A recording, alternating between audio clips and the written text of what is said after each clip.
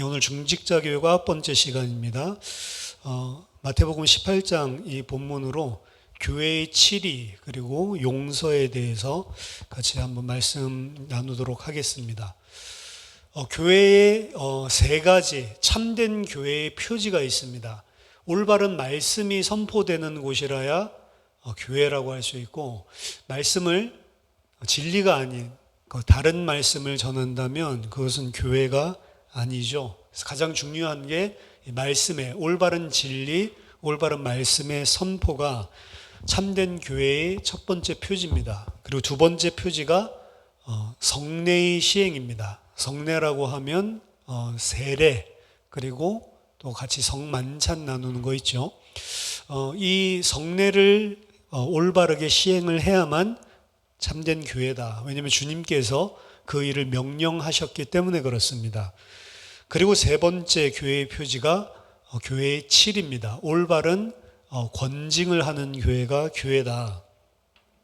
권징이라고 하는 것이 사실은 많이 희석되었습니다. 이전의 교회에서는 사실은 권징이 중요했고, 요즘은 백화점 같이 혹은 가게 같이 내가 구미에 당기는 교회들을 마음껏 이렇게 이동을 하고, 이 교회 마음 안 들면 저 교회로 옮기고 이런 식의 행태들이 아주 일반화되었지만, 원래는 일단 장로교 안에서는 그렇게 함부로 교회를 옮길 수가 없었습니다. 이 교회에서 문제가 생겨서 저 교회로 옮기려고 하면 그 교회에서는 이 사람의 그런 배후, 이전의 교회에서 어떠했는지 이러한 부분들을 교인 임명서라고 해서 그 담임 목사님들이 써주고, 그 임명서를 받았을 때에만 그 교인을 받아주도록. 물론 그것도 우리가 사회법적인 것들이 아니기 때문에 사실은 다른 지역에 가서 어떤 장로교회를 간다고 하면 새로 그냥 교회 다니는 것처럼 하고 들어갈 수는 있는데,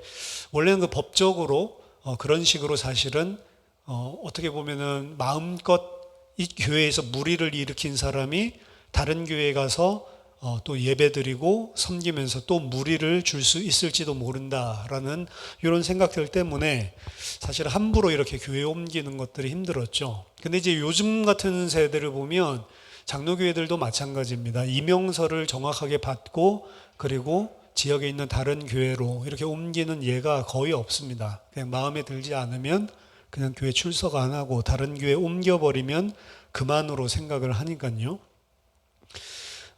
사실은 그 임명서를 써주고 이렇게 하는 것들도 다 이제 교회의 어떠한 질서나 그리고 순전성을 유지하기 위한 어떤 방편인데요. 교회의 칠이라는 것도 마찬가지입니다. 우리가 그 당회가 존재를 하고 장로님들이 존재를 하죠. 목사도 장로 중에 한 종류입니다. 장로가 크게 두 가지 종류로 나뉘어 있죠. 가르치는 장로가 있고요. teaching elder라고 이야기를 합니다. 그 다음에 치리하고 다스리는 장로, ruling elder라고 부르는데, 장로에는 크게 두 가지. 그래서 목사가 일반적으로 teaching elder가 되는 거죠. 교회 안에서 말씀 가르치는 것을 주 사역으로 하는 그런 직분을 담당하고 있는 게 목사입니다. 그리고 교회 안에 일어나고 있는 모든 일들을 잘 다스리고, 그리고 일어나고 있는 일들의 문제들 해결도 하고, 그리고 바른 결정들을 하고, 이런 치리하는 것들, 그리고 이 교회 자체를 잘 운영하는 것들, 이런 것들은 룰링 엘더라고 해서 치리하는 장로, 일반 우리들이 생각하고 있는 그런 장로님들이죠. 그 장로들이 이제 그 교회 치리는 전반적인 것들을 다 돌보게 돼 있는 겁니다. 어떻게 보면은 그 역할이 구분되어 있는 거죠. 물론 목사도 장로의 하나로 그러한 치리하는 부분들에 물론 당연히 함께 하지만, 그래도 전문적으로 하는 것은 목사는 말씀 가르치는 일, 그리고 교회에 일어나고 있는 모든 일들에 대한 결정이나 치리, 다스리는 일들은 장로님들이 이렇게 하도록 사실은 구분되어져 있습니다. 교회 안에서 일어나는 이런 일들을 목사 단독으로 그래서 사실은 결정할 수도 없는 거죠. 사실은 당회의 힘이 막강합니다. 당회를 보면 이 장로들로 원래는 구성이 되는 건데요. 당회장이 있는데 당회장이라고 해서 전권을 휘두르는 게 아닙니다. 장로 정치는요. 당회장이라고 하는 것은 어떻게 보면은 어떤 내가 그 장이기 때문에, 당회 전체의 장이기 때문에 주관하는 게 아니고, 당회장은 모더레이터, 회의를 주관하고 회의를 할 수 있도록 사회 보는 그런 역할을 하는 거지, 당회장 마음대로 하는 것도 아닙니다. 모든 장로들이 전부 다 함께 하고요. 그리고 목사도 한 장로로서 참여를 하는 것이고, 왜 이런 장로 정치들이 생겼냐? 물론 장로에 대한 이야기들이 집사에 대한 이야기들과 마찬가지로 성경에 등장을 하기 때문이기도 하지만, 성경에서 나온 원리를 따라서 인간이 죄성을 가지고 있기 때문에 전권을 가지고 있으면 반드시 문제가 생긴다라고 하는 것을 교회 안에서 감지를 하고, 사실은 장로 정치 체제는 잘못된 길로 가지 않도록, 한 사람의 뜻대로 좌지우지하지 않도록 어떻게 보면은 견제하는 역할도 존재를 하는 겁니다. 그리고 견제한다, 감시한다 라고 하는 개념이 거기서 들어오는 건데요, 꼭 나쁜 것만 아닙니다. 왜냐하면 사람이 개인이 혼자서 생각할 수 있는 영역에서 반드시 한계가 있을 수 있고, 그리고 개인이 판단하는 것은 합리적이고 올바르지 못한 판단을 독선적으로 내릴 수 있는 여지가 충분히 있기 때문에 그렇습니다. 그게 우리 모든 죄인들의 문제죠. 그래서 장로들을 세운다. 그 장로들이 세워지는 가장 중요한 목적이 아까 전에 참된 교회의 표지 가운데 교회를 하나님의 말씀으로, 진리로 올바르게 치리하고 다스리기 위해서 사실은 세우는 것입니다. 그렇기 때문에 아무나 세우는 게 아니고 모든 성도들이 투표를 하고 이 사람이 세워지면 그 일을 잘 할 것 같다라고 하는 그런 분을 사실은 추대해서 그렇게 해서 선출을 하게 되는 거죠. 그래서 장로가 되는 것인데, 사람의 죄성 때문에 이 모든 것들이 다 발생하는 것입니다. 교회 안에 어떠한 직분들이 존재하고 치리하고 있는 장로회가 존재하고, 그리고 교회 안에 치리가 일어난다라고 하는 것의 전제는 아직 이 땅의 교회, 이 땅의 성도는 여전히 죄성을 가지고 있는 죄인들의 모임이기 때문에 그렇습니다.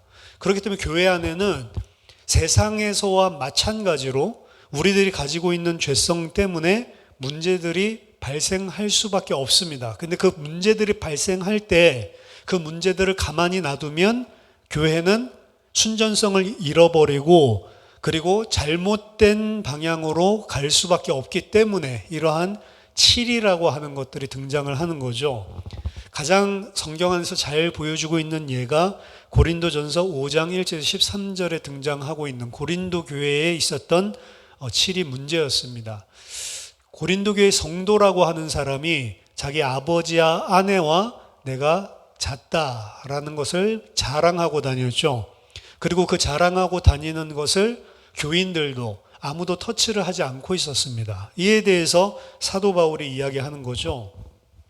불신자 가운데서도 일어나지 않는 음행이 너희 가운데 있다라는 것을 들었다.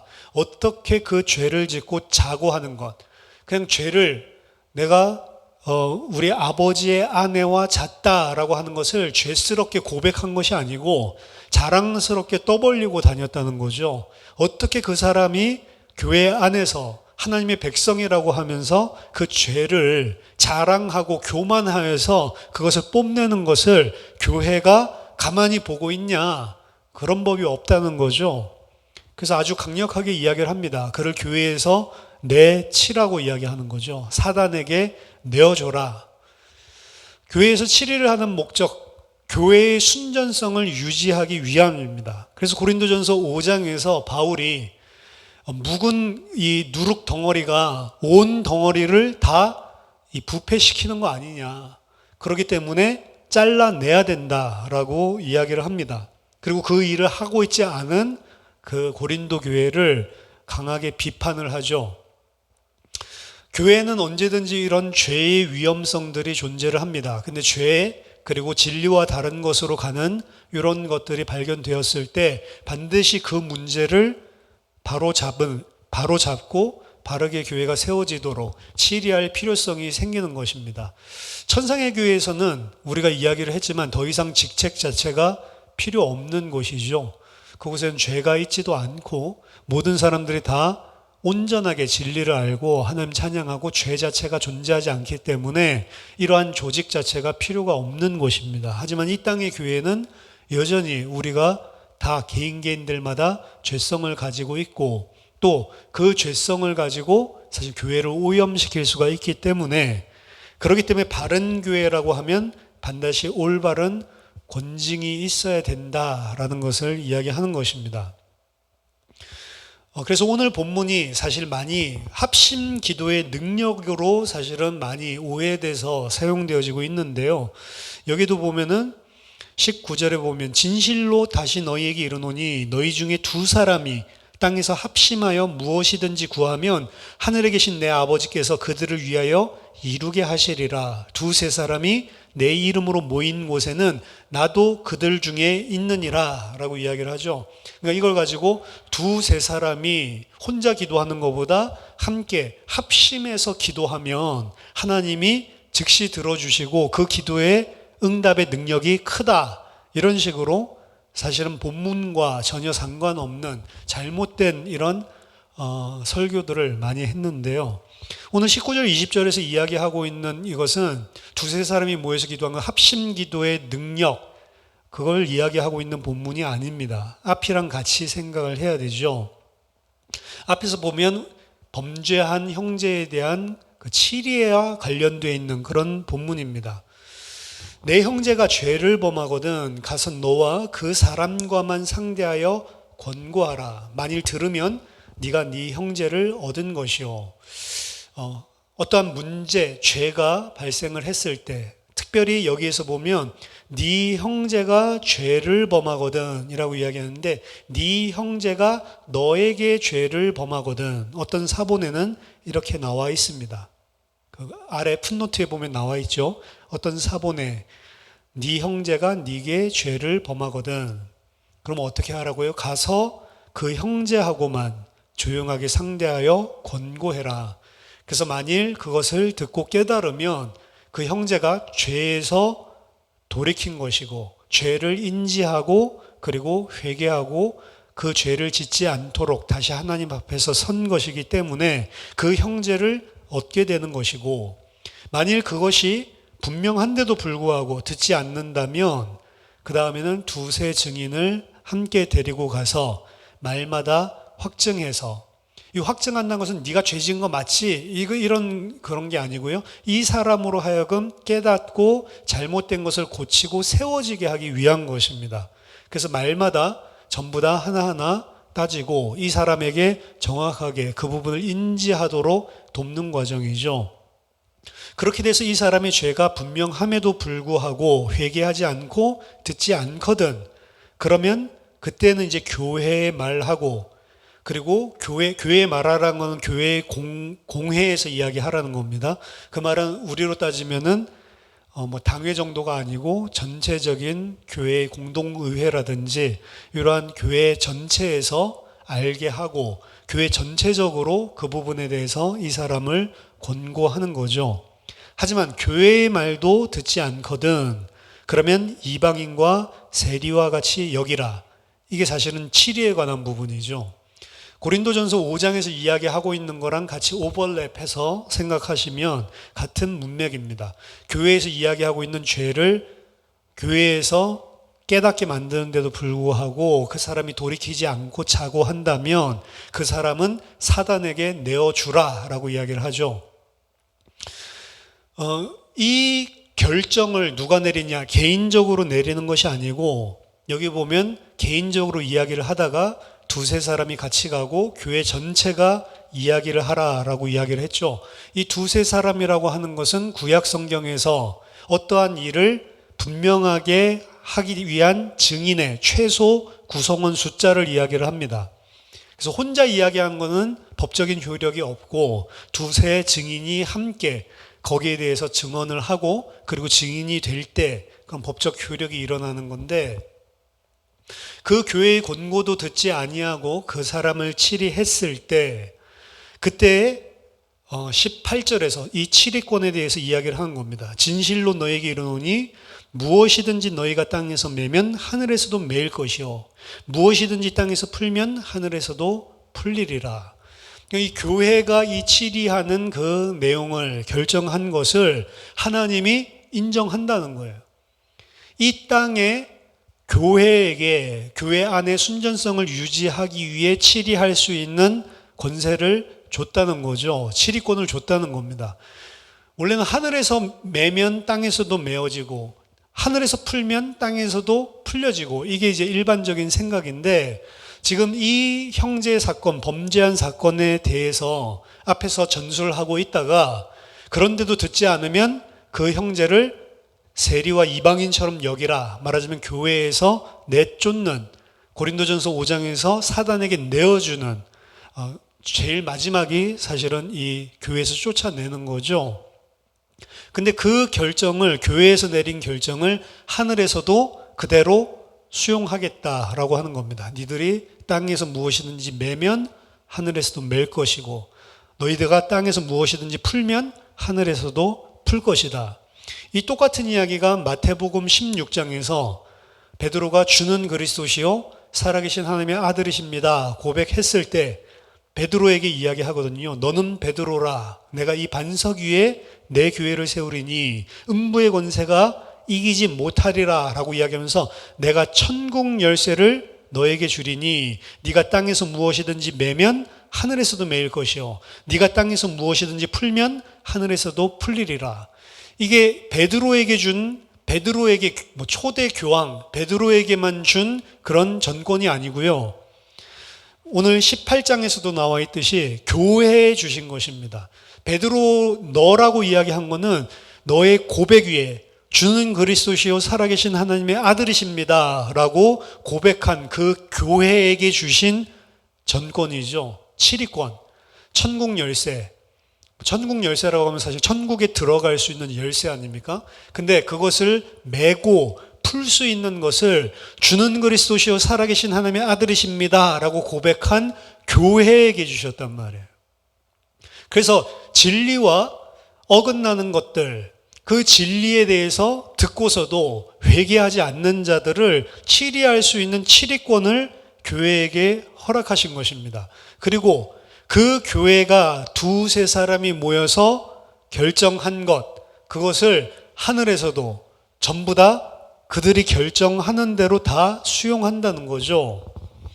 그래서 19절 20절을 그 문맥상에서 다시 본다면 너희 중에 두 사람이 땅에서 합심하여 무엇이든지 구하면 하늘에 계신 내 아버지께서 그들을 위하여 이루게 하시리라. 두세 사람이 내 이름으로 모인 곳, 교회의 공회죠. 그곳에 나도 그들 중에 함께 있다라고 이야기하는 것은 이 교회의 결정, 교회의 치리권에 주님도 함께 한다라고 이야기를 하는 겁니다. 그래서 어떻게 보면 굉장히 중요한 거죠. 그래서 교회는 치리권이 분명히 존재를 합니다. 잘못된 것을 바르게 잡고 그리고 재차 그 부분에 대해서 권고를 하고 그리고 권계를 하는데도 불구하고 계속해서 받아들이지 않으면 교회 전체적인 차원에서 사실은 그 사람의 출교까지도 결정할 수가 있는 거죠. 교회 치리권에 대한 말씀입니다. 근데 오늘 이 교회의 치리를 위해서 사실 장로가 치리하는 거랬죠. 치리에 대해서 이야기를 하지만 그 치리의 전후 문맥을 보면 이 치리가 어떤 상황에서 어떠한 심정을 가지고 일어나야 되는지에 대해서도 또 설명을 하고 있습니다. 그게 한마디로 이야기하면 용서라고 하는 개념이에요. 오늘 본문 전체가 사실은 그렇습니다. 18장 전체가 그런데요. 이 전체적인 문맥들 자체는 사실은 18장 초반부에 제자들이 천국에서는 누가 큽니까? 라고 이야기하는 것부터 18장은 시작을 하고 있습니다. 천국에서 과연 누가 큽니까? 이 제자들의 관심은 천국에서 큰 자가 되기를 원하는 거죠. 자기들이 천국에서 큰 자가 되기 위해서 어떻게 해야 되냐? 어떻게 하면 내가 큰 자가 될 수 있을까라고 이야기를 하는데 예수님은 어린아이 하나를 불러서 그들 가운데 세우시고 내가 진실로 너희에게 이르노니 너희가 돌이켜 어린아이들과 같이 되지 아니하면 결단코 천국에 들어가지 못하리라. 그러므로 누구든지 이 어린아이와 같이 자기를 낮추는 사람이 천국에서 큰 자니라. 어린아이를 데리고 와서 어린아이와 같이 되지 못하면 천국에 들어올 수 없고, 천국에서 큰 자란 이 어린아이와 같이 자기 자신을 낮추는 자다라고 이야기를 합니다. 어린아이의 여기의 특징은 어린아이의 순수함, 어린아이의 깨끗함, 이걸 이야기하는 게 아니고 어린아이와 같이 자기 자신을 낮추는 자의 표본으로 이야기를 하는 거예요. 낮춘다라고 하는 것은, 어린아이라고 하는 것은 이때 당시 고대에서 사실은 사람 취급을 받지 못했던 연약한 자입니다. 스스로 자기 자신이 생존할 수 없고 스스로 독립적으로 생계를 이끌어갈 수 없기 때문에 부모에게, 가족들에게 의존해야지만, 자기보다 더 힘센 자의 도움을 받아야지만 살 수 있는 자예요. 그 사람이 누구냐? 낮은 자입니다. 내가 하나님 예수 그리스도의 은혜 없이는 살 수 없는 자구나 라는 사실을 깨닫지 못한다면 그 사람은 천국에 들어갈 수도 없고, 천국에서 가장 큰 사람은 자기 자신을 그렇게 나는 하나님의 은혜 없이는, 하나님의 도움 없이는 절대로 살 수 없는 그런 연약한 존재입니다 라는 사실을 알지 못한다면 천국에 갈 수 없다는 거죠. 그리고 천국에서 큰 자는 그런 어린아이와 같이 자기 자신을 낮추는 자다. 낮춘다기보다는 원래 그러한 존재가 우리 인간인데 그렇지 않은 걸로 착각하고 죄성을 가지고 하나님 없이도 살 수 있다고 생각하고 사는 게 인간의 죄죠. 그래서 제자들이 생각하고 있었던 큰 자라고 하는 개념을 완전히 깨트립니다. 오히려 나 자신은 아무것도 할 수 없는 연약한 존재고 하나님이 도와주셔야 합니다. 그게 되지 않으면 천국에 갈 수도 없을 뿐만 아니라 천국에서 큰 자는 그와 같이 자기를 낮추는 자다라고 그들이 생각했었던 이 세상의 사고와는 정반대되는 이야기를 하죠. 낮은 자리에 자기를 두는 사람, 이 사람이 천국에서 큰 자다. 그러면서 이야기를 합니다. 이 작은 자 중 하나를 만약에 낙심시킨다면, 실족해 한다면 그 사람은 화가 있을 것이다. 그러면서 잃어버린 양을 찾는 이야기를 하시죠. 100마리 중에 한 마리 잃어버린 양이 있다면 그 잃어버린 양을 위해서 99마리를 두고 목자가 찾아 나서지 않느냐라고 이야기를 하죠. 자, 이 이야기가 지금 치리하는 이야기 전반부에 나와 있는 이야기입니다. 무슨 이야기냐면, 치리하는 자라고 생각하면, 어떻게 생각하면 높은 자, 큰 자라고 생각을 하기 쉬운데, 치리하는 자들이 가지고 있어야 되는 가장 첫 번째 생각이 뭐냐? 나는 하나님의 은혜 없이는 지옥에 갈 수밖에 없는, 하나님의 심판을 받을 수밖에 없는 연약한 죄인이다라고 하는 사실을 알아야 되는 거예요. 치리 이전에 누구를 생각하라고요? 내가 지금 어떤 은혜를 받은 자인지를 생각하는 게 우선이라는 겁니다. 내가 만약에 치리하는 자다, 내가 치리하는 높은 위치에 있어서 어떤 것을 결정할 수 있는 자다라고 하는 생각을 가지고 치리를 하면 안 된다는 거예요.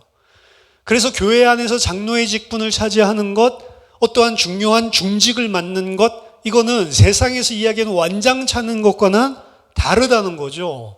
권세를 뽐내기 위해서 어떤 사람의 위에 이제 내가 무슨 일반 그냥 성도에서 집사에서 안수집사에서 뭐 권사로 혹은 장로로 이렇게 세워지는 그런 위계 질서의 개념이 아니란 말이에요. 세상에서 피라미드 세워가지고 피라미드의 정점에 올라가려고 하는 그런 애굽의 사상이 아니라는 것입니다. 그렇기 때문에 치리하는 자들이 가장 먼저 가져야 되는 생각은 내가 어떠한 자인지, 이 어린아이와 같이 내 힘으로 살 수 없고 하나님 주신 은혜로 말미암아 내가 사는 자다, 이 마인드. 그리고 한 사람을 실족해 한다, 한 사람을 잃어버린다라고 하는 것이 얼마나 큰 것인지를, 그 가치를 알라는 거죠. 그거를 아는 심정을 가지고 7일을 지금 하라고 이야기를 하고 있는 겁니다. 그리고 18장 오늘 우리가 읽은 그 이후에 보면 달란트 비유가 나오죠. 그래서 샌드위치로 이 교회의 7위에 대해서 이야기를 하면서 샌드위치로 양옆서 앞 뒤에서 사실은 이 용서에 대한 부분들을 이야기하고 있는 것입니다. 우리가 잘 알고 있는 1만 달란트 빚진 자 이야기가 나오죠. 1만 달란트 빚진 자가 임금에게 나와서 엎드려 절하면서 내게 참으소서 다 갚으리이다 라고 이야기를 하는데, 그 내게 참으소서, 내게 긍휼을 베푸소서, 내가 다 갚겠습니다. 갚을 수 있습니까? 갚을 수 없죠. 그 종이 엎드려서 절하고 자기 자신이 할 수 없다라는 이 모습을 보고 그 종의 주인이 불쌍히 여겨서 놓아 보내주어 그 빚을 탕감해 줬다라고 이야기를 합니다. 이게 우리의 죄를 이야기하는 거죠. 우리가 하나님 앞에서 죄를 탕감받은 것은 1만 달란트를 탕감받은 것과 같다. 1달란트라고 하는 것은 6천 데나리온이라고 합니다.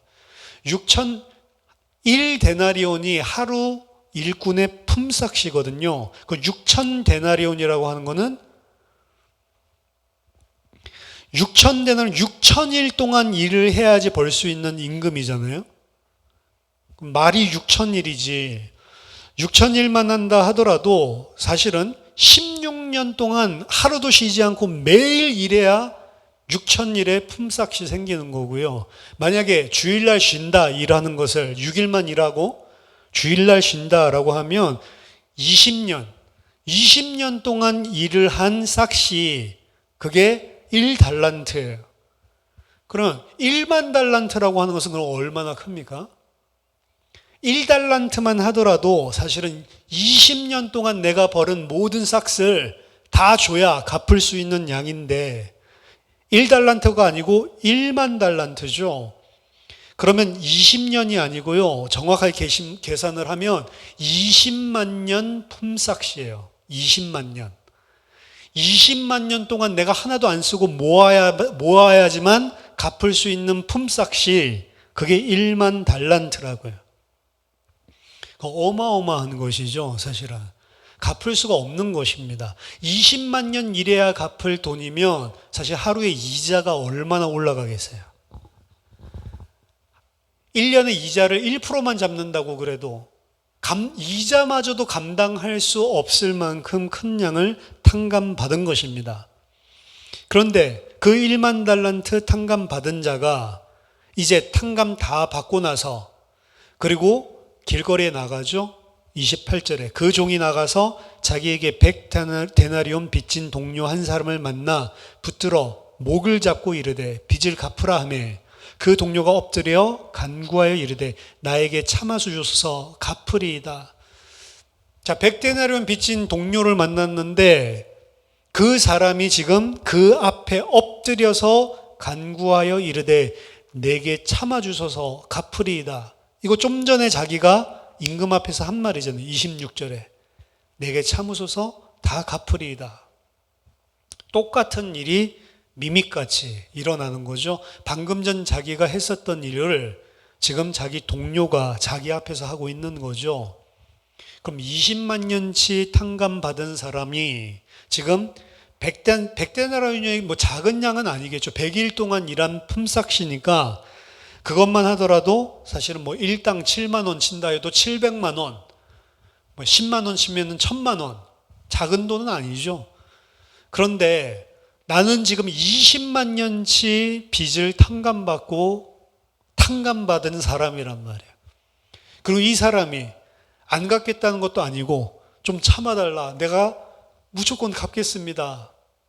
내게 참아달라. 이 말은 내게 긍휼을 베풀어 주십시오라는 이야기예요. 근데 긍휼을 안 베풀죠. 허락하지 아니하고 이에 가서 그가 빚을 갚도록 옥에 가두거늘. 이때 그 주인이 그를 불러다가 악한 종아 네가 빌기에 내가 네 빚을 전부 탕감하여 주었거늘 내가 너를 불쌍히 여김과 같이 너도 내 동료를 불쌍히 여김이 마땅하지 아니하냐 하고 주인이 노하여 그 빚을 다 갚도록 그를 옥졸들에게 넘겨주니라. 이 이야기를 왜 하시냐? 35절에 너희가 각각 마음으로부터 형제를 용서하지 아니하면 나의 하늘 아버지께서도 너희에게 이와 같이 하시리라. 너희들이 그 용서를 나에게 받고 싶냐? 그러면 너희도 용서를 해야 된다. 조건부로 이야기를 하는 것 같죠. 너희가 구원받기 위해서는 너희가 용서하는 자가 돼야 된다. 용서하는 자가 되지 않으면 나도 용서하지 않겠다. 그럼 구원의 조건이 우리가 용서하고 긍휼을 베푸는 자가 되어야 되냐? 이런 문제가 나오겠죠. 오늘 본문만 그런 이야기를 하고 있는 게 아니고요. 사실은 성경 전반에서 예수님의 말씀에서 이 부분을 동일하게 이야기를 합니다. 마태복음 6장 14절 15절 여기에서도요. 너희가 사람의 잘못을 용서하면 너희 하늘 아버지께서도 너희 잘못을 용서하시려니와 너희가 사람의 잘못을 용서하지 아니하면 너희 아버지께서도 너희 잘못을 용서하지 아니하시리라. 산상수훈에서 하신 말씀이거든요. 마태복음 5장 7절 산상수훈 8복에서도 긍휼히 여기는 자는 복이 있나니 그들이 긍휼히 여김을 받을 것이요. 아까 전에 내게 참으소서, 이게 긍휼을 베푸소서 이 이야기라고 했죠. mercy, 자비를 베푸소서. 자비를 베푸는 자가 복이 있나니 그들은 자비를 받을 것이며 이 이야기거든요. 그러니까 이 예수님이 오늘 본문에서만 이야기하는 것이 아니고 산상수훈에서도 이야기를 계속하고 있는 것이죠. 야고보도 이런 이야기를 합니다. 야고보서 2장 13절에 긍휼을 행하지 아니하는 자에게는 긍휼 없는 심판이 있으리라. 긍휼은 심판을 이기고 자랑하느니라. 긍휼을 베풀어야지만 심판 때에 긍휼하여 여김을 받을 것이다 라고 이야기를 하고 있는 거죠. 그럼 이 본문들 자체가 우리가 긍휼을 베풀고 우리가 용서를 베풀어야지만 그래야 우리가 구원받은 자냐라고 우리가 생각을 할 수가 있죠. 우리가 생각했던 구원과는 전혀 다른 이야기죠. 하지만 이것은 우리가 먼저 그러한 긍휼을 베풀고 용서를 베푸는 자가 되어야 구원받는다. 구원의 조건을 이야기하는 것이 아닙니다.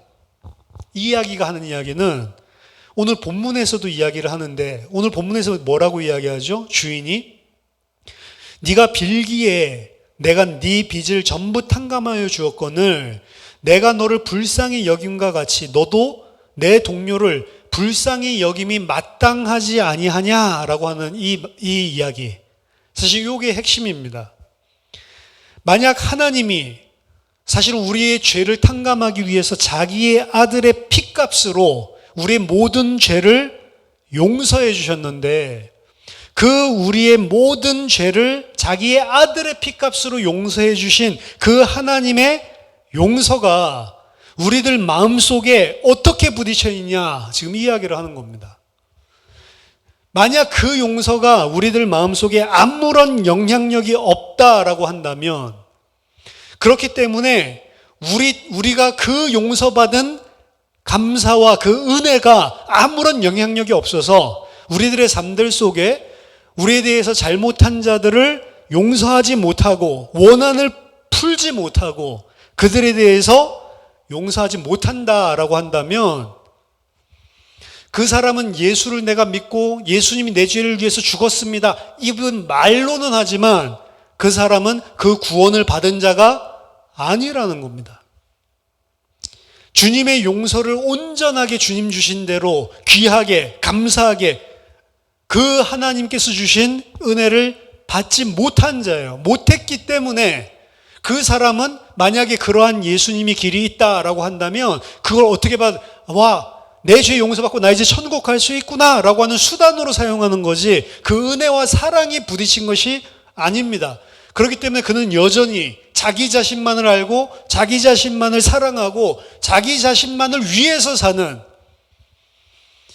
예수 그리스도의 은혜와 사랑이 부딪히고 그 구원의 은혜가 임한 자는 자기 자신을 부인하고 나 자신을 위에서 살았던, 그래서 하나님을 대적하고 그리고 이웃을 짓밟고 있었던 그 죄를 한탄하고 돌이키고 나를 부인하고 그리스도를 쫓아가는 삶을 살게 돼 있는 게 그 용서를 받은 사람인데, 말하자면 이 사람은 그 하나님이 베풀어 주시는 용서를 받은 게 아니고 그 하나님이 베풀어 주시는 용서를 자기 자신의 육신적인 욕심을 채울 수 있는 수단으로 받은 사람이에요. 그렇기 때문에 자기 자신에게 빚진 자, 자기 자신에게 해를 끼치는 자, 이 사람을 참을 수 없는 것입니다. 안 바뀐 거예요. 그래서 주님의 용서를 온전하게 귀하게 감사함으로 받지 못한 자, 위선자, 말로만 예수를 믿는다고 하는 사람이기 때문에 그 불쌍히 여겨야 할 긍휼의 대상자가 안 보이는 것입니다. 치리할 때 이 사람을 너 죄 지었지? 세 번째야? 삼진 아웃이야? 이런 걸로 하는 게 아니란 말이에요. 그러니까 이 사람을 긍휼하게 여기시는 하나님, 이 사람 이전에 나에게 그 긍휼을 베풀어 주신 하나님, 사실은 그 심정을 가지고 이 사람에게 치리하고 권면하고 결정을 해야 된다는 것입니다. 용서라고 하는 이 분명한 하나님의 긍휼하심과 사랑으로 말미암은 용서라고 하는 원리, 이 원리가 존재해야 된다는 거예요. 그게 없으면 교회의 치리는 율법 그리고 종교에 지나지 않는 것이죠. 자기 종교 단체를 지키려고 하는 그러한 어떻게 보면 육신적인 세상의 조직과 다를 바가 없는 거죠. 그래서 오늘 본문 다음에 베드로가 본문에서 우리가 읽었죠. 7번 용서하면 되겠습니까? 라고 이야기를 하니까 7번이 아니라 7번을 70번까지라도 해야 된다. 490번을 하라는 이야기가 아니죠. 7번을 70번까지라도 해야 된다. 위에서는 삼진아웃 시키는 것 같았잖아요. 형제에게 한번 권하고 말 안 들으면 두 사람이 가가지고 권하고, 그래도 말 안 들으면 교회에서 공론화 시켜서 그 사람을 교회에서 퇴출시켜라. 삼진아웃 같잖아요. 근데 그 아래 보면은 7번뿐만이 아니고 7번씩 70번까지라도 용서해줘라. 단 조건은 그 사람이 깨닫고 그리고 돌이킨다면. 근데 깨닫고 돌이킨다고 해서 그 죄를 안 짓나요? 또 반복적으로 같은 것을 범하거든요. 반복적인 같은 것을 범할 때 몇 번까지 용서할까요? 이 이야기를 하는 겁니다. 분명히 찾아가서 권고했더니 내가 잘못했다라고 이야기했는데 다음에 보니까 또 그 짓을 하고 있어. 7번까지는 참아줄까요? 근데 예수님은 아니 7번을 70번까지라도 해야 된다. 이건 무슨 소리죠? 무한하게 그 사람이 깨닫고 돌이킨다면. 왜 그렇죠? 너희도 하나님 앞에서 그런 죄인이니까. 그게 용서에 대한 예수님의 가르침입니다. 용서라고 한다는 것은 사실은 어려워요. 나에게 무슨 잘못을 한 사람인 것 같은데 용서를 할 때 어떤 멘탈리티가 되냐면 내가 너 한 번은 봐준다. 근데 그 용서가 아니에요. 여기서 이야기하는 예수님 말하는 용서는 그 용서가 아닙니다. 근데 보통 세상에서는 용서라고 하면 이 멘탈리티예요. 너가 나한테 잘못했는데 내가 한 번은 봐줄게. 이게 용서라고 해서 그 용서가 아니라니까요. 그런 식으로 봐주니까 용서를 해주는 사람이 갑의 자리에 서서 을의 자리에 있는 사람을 내가 한 번 더 기회 준다. 2번 기회 줬어. 3번 기회 줬는데도 안 해? 이렇게 하면 이제 폭발을 하는데 그거는 첫 번째부터 용서가 아니에요. 성경에서 이야기하는 용서는 그 용서가 아닙니다. 진정한 용서가 이루어지기 위해서는 나 자신에 대한 자각이 먼저 일어나야 돼요. 그 사람에 대한 것들을, 그 사람이 나한테 잘한 것, 잘못한 것, 그것이 아니고 내 전체의 삶들이 하나님 앞에 어떤 원수인지, 어떠한 용서를 받은 자인지 그 부분을 분명히 깨달아야 됩니다. 그렇기 때문에 그 사람을 어떤 갑의 위치에서 내가 용서해 주시는 것이 아니고 이해를 하는 거예요. 그 사람을 온전하게. 그래서 폴 마이어라고 하는 사람은 진정한 용서는 상처를 인정해주고 현실을 정확하게 인식하고 자비를 베풀고 가해자의 잘못을 잊어버리고 복수심에서 자유로워지고 책임을 지고 현실을 정직하게 받아들여야만 바른 용서가 될 수 있다라고 이야기를 하는 겁니다. 그냥 단순하게 순수하게 그냥 잘못을 단순하게 그냥 인정하고 그냥 풀자 이렇게 이야기를 하고 그냥 덮어두고, 이거는 갑의 위치에서 사실은 잠시 덮어주는 것밖에 안 되지 진정한 용서가 안 된다는 거죠. 그렇기 때문에 지금 반복적인 죄에 대해서 베드로가 이야기를 하는 겁니다. 7번까지 봐줄까요? 7번까지는 할 수 있다는 거죠. 유대인으로 치면 삼진아웃 3번까지 해주는데 우리는 7번까지 해줄까요? 근데 예수님이 아니 7번이 아니라 490번이라도 해야 되는 거다. 그건 진정한 용서를 이야기하는 거거든요. 내가 갑의 위치에서 1번 봐줬어, 2번 봐줬어, 3번째 더 이상 못 참아, 7번 봐줬어. 이 숫자 세고 있는 게 아니란 말이에요. 숫자 세고 있다는 건 뭐예요? 용서가 안 됐다는 거예요. 내가 널 당장 지금 원한을 갚아야 되는데 지금 너가 약간 미안해하고 이러니까 내가 1번은 봐주는 거야. 이건 용서가 아니라는 겁니다. 근데 그 용서를 누가 할 수 있냐? 그 용서를 받은 사람이 할 수 있다는 거예요. 왜 백데나리온 빚진 자를, 감옥에 가둔 자를 다시 그 사람을 옥에 가두고 그 사람이 탕감했던 빚을 다시 물리냐? 이게 심판을 받은 거거든요. 그 사람은 진정한 용서를 받은 적이 없는 거예요. 단지 뭐만 기쁘죠? 야, 이제 돈 안 갚아도 되는구나. 요게 기쁜 사람이지, 그 베풀어 주신 긍휼이 마음속에 와닿지 않은 사람입니다. 근데 이 용서라고 하는 게 사실은 상당히 어려운 것입니다. 우리는 뭐 옛날에 있었던 억울한 일들까지도 사실은 기억을 하거든요. 그래서 뭐 이불킥을 막 하고, 어렸을 때 일어났었던 어떤 사건에 대해서도 생각을 해보면 그때 내가 이렇게 했어야 됐는데 그렇게 안 한 게 막 한에 맺히고 한이 서리고, 이게 사람이거든요. 근데 하나님의 사랑을 받은 자는 원한을 품지 않고 그리고 온전한 용서를 할 수 있는 자다라고 이야기를 하고 있는데 이게 우리랑 잘 맞지 않거든요.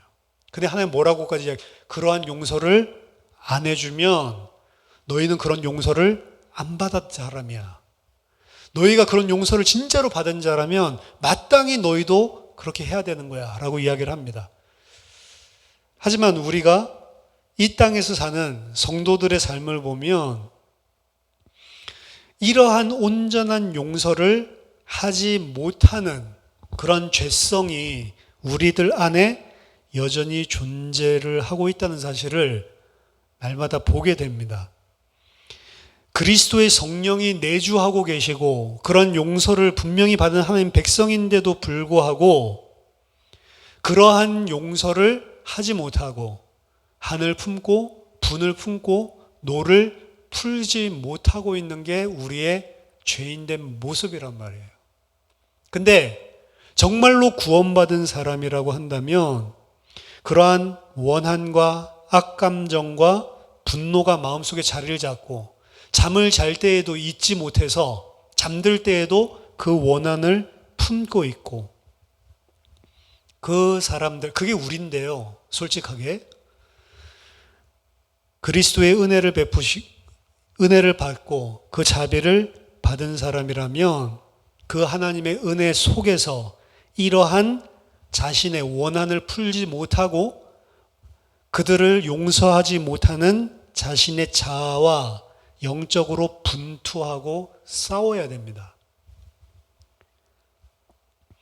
그 우리의 용서하지 못하고 긍휼을 베풀지 못하는, 마치 그러한 용서와 긍휼을 받은 적 없는 것처럼 생각하고 행동하고 있는 그러한 우리들의 모습, 그것과 전쟁하지 않는 것이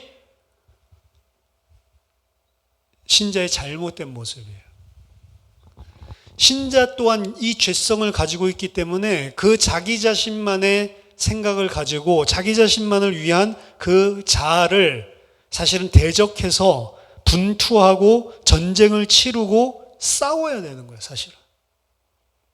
그 싸우는 게 잘못된 게 아닙니다. 싸우지 않는 게 잘못된 거예요.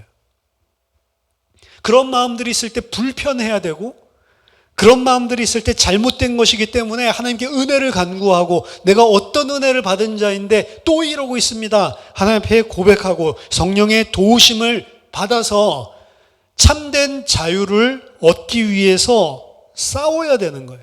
믿음으로. 그러한 용서가 우리 안에 사실은 자리 잡지 못한다라고 한다면, 오늘 정경에서는 예수님이 가르치면서 과격하게 이야기하는 거예요. 너가 정말로 그 은혜 받은 사람 맞아? 라고 이야기를 하는 겁니다. 그런 열매들이 전혀 안 나오는데, 그런 열매들을 우리가 맺음으로써 구원을 얻는 게 아니고, 구원을 받은 자는 그런 열매들이 조금씩 나오게 돼 있다는 거죠. 근데 그게 안 나오게 돼 있는 우리들 안에 있는 이런 것들을 가만히 방치하지 말고 싸우라는 거예요. 어떻게 해요? 하나님이 주신 은혜를, 하나님이 나를 참아주신 것이 무엇인지를, 1만 달란트라니까요. 1만 달란트. 20만 년을 일을 해서 갚아야 되는, 사람이 갚을 수 없는 천문학적인 그러한 빚을 이야기하는 거거든요. 근데 어떻게 100데나리온 가지고 그렇게 할 수가 있냐? 우리가 원한을 풀지 못하고 있는 그 원한이 100데나리온, 하나님이 나에게 풀어야 될 심판과 비교한다면, 그 심판을 하지 않고 자기 아들을 죽이시면서까지 나를 받아들여 주신 것을 생각한다면, 그럼 100데나리온인데 어떻게 그거를 풀지 못하고, 원통함을 풀지 못하고 그러고 있냐? 자기의 분함과 원통함을 풀지 못하는 게 말세 때에 있는 악한 자들의 모습이라고 디모데후서 3장에서 이야기를 하죠. 성경에서 분을 품을 수 있다. 근데 자기 전에 다 풀어라 이야기합니다.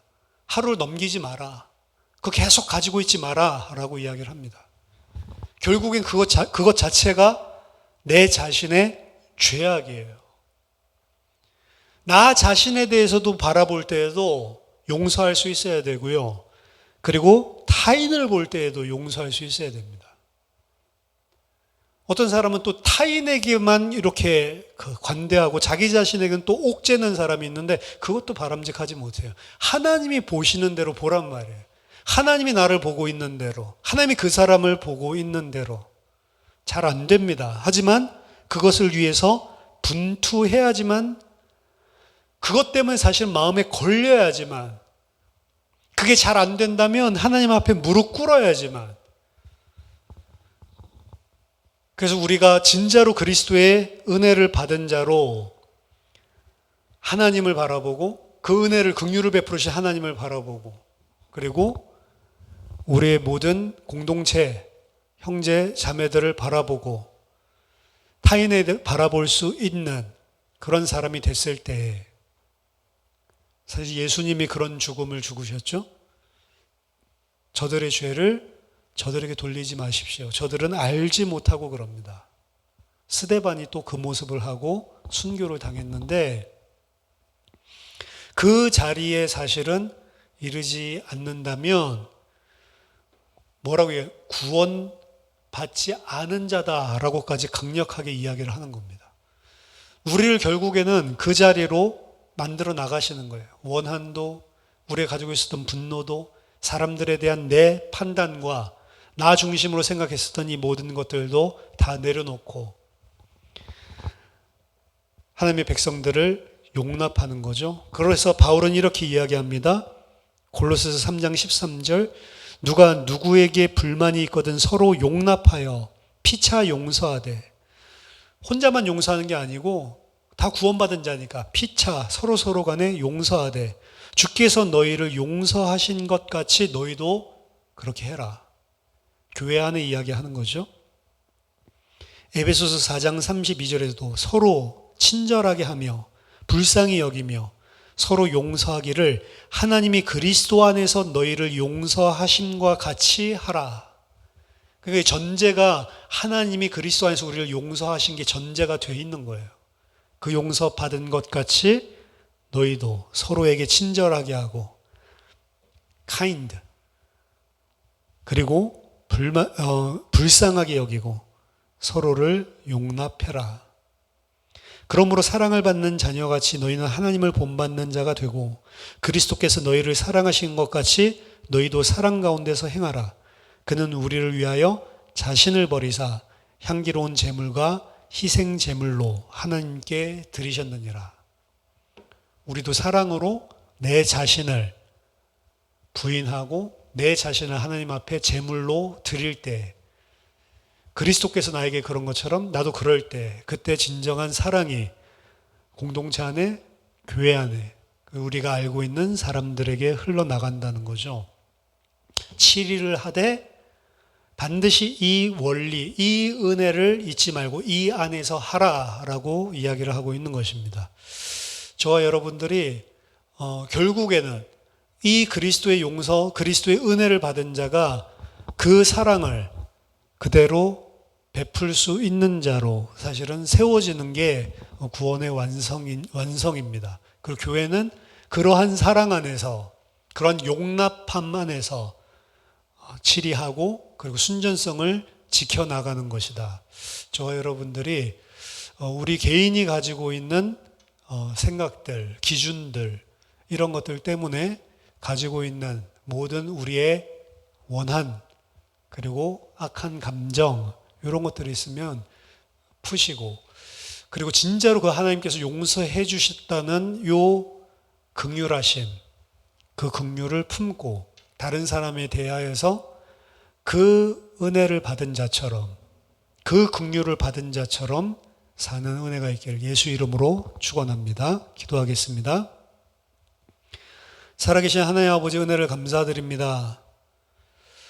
우리에게 날마다 하나님께서 그리스도를 우리에게 허락하심으로 베풀어 주신 긍휼과 자비와 은혜를 늘 생각하게 하여 주시고 하나님 우리 이 땅에 사는 동안 내 마음대로 내 기준에 거치는 대로 하나님 내 생각과 기분대로 사는 것이 아니고 그 긍휼하심을 받은 자로 긍휼을 베풀며 살 수밖에 없는 그런 하나님의 온전한 주의 백성들 될 수 있도록 우리에게 참 은혜를 허락하여 주시고 우리들이 가지고 있는 나를 중심으로 세워져 있는 잘못된 모든 자아와 기준들이 다 무너지고 그리스도께서 우리를 사랑하신 것처럼 우리도 사랑하며 살 수 있도록 도와주시옵소서.